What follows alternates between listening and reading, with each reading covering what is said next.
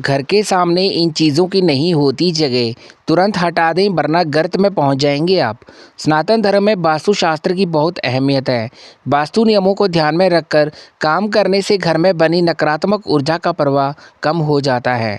ये घर में सुख समृद्धि और प्रगति के लिए बहुत ज़रूरी होता है। ऐसे में वास्तुशास्त्र में घर के मुख्य दरवाजे को लेकर नियम बताए गए हैं।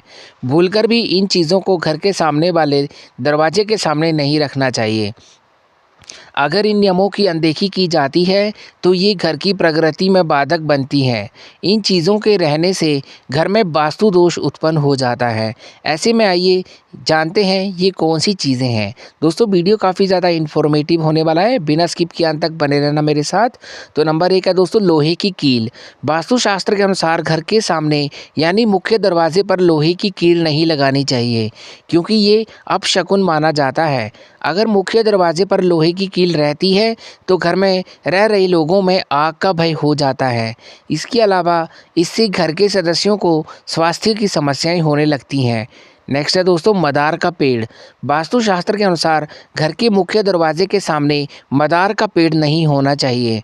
ये वास्तु दोष का कारण बनता है।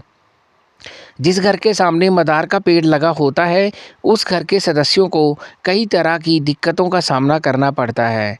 तो नेक्स्ट है दोस्तों, खराब हो चुका नल।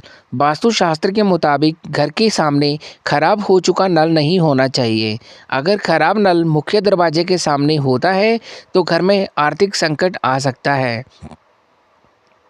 इसके अलावा घर के सदस्यों के मानसिक स्वास्थ्य पर बुरा असर पड़ता है।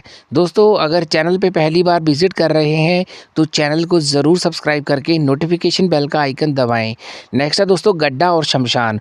वास्तुशास्त्र में बताया गया है कि घर के सामने गड्ढा नहीं होना चाहिए। ये घर में क्लेश, धन हानि की समस्या पैदा करता है। इसके अलावा मुख्य द्वार के सामने शमशान नहीं होना चाहिए।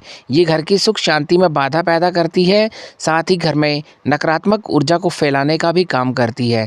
दोस्तों, उम्मीद करता हूँ दी गई जानकारी आपको पसंद आई होगी। धन्यवाद फ्रेंड्स।